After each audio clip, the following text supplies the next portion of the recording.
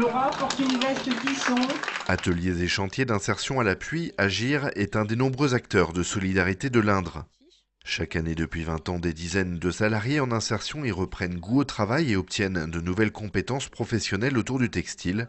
Le 30 novembre, l'association dévoilera sa nouvelle collection Tissons la solidarité automne-hiver. Pour le mois de l'ESS, on a organisé une vente spéciale où on va mettre en avant notamment les créations Tissons la solidarité, où là on va mettre en avant les créations que nos salariés ont pu faire dans l'atelier couture.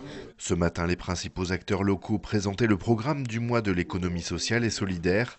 Conférences, projections cinématographiques ou formations, une dizaine de rendez-vous sont organisés dans l'Indre. Eliane Brûlé a été accompagnée par le PLES. Elle a obtenu un prêt du Fonds solidaire qui est la cagnotte Solidarité Emploi. Elle a testé son activité en couveuse entreprise. Aujourd'hui, elle a obtenu le prix de l'entrepreneuriat féminin et elle témoignera lors de la soirée de promotion de l'entrepreneuriat féminin que le PLES organise à Châteauroux.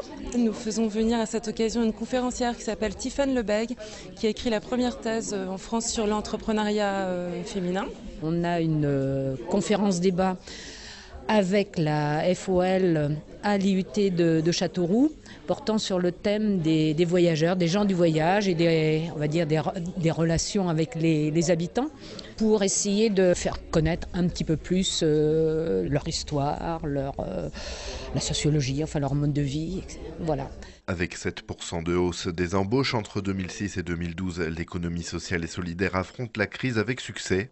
Une alternative économique soutenue par l'État est examinée depuis ce matin au Sénat. Les attentes, en premier lieu, c'est la reconnaissance de l'économie sociale et solidaire et définir un cadre de manière à ce que l'on puisse avoir des critères qui représentent les valeurs solidaires, que représente l'économie sociale, et à savoir en premier lieu la non-lucrativité.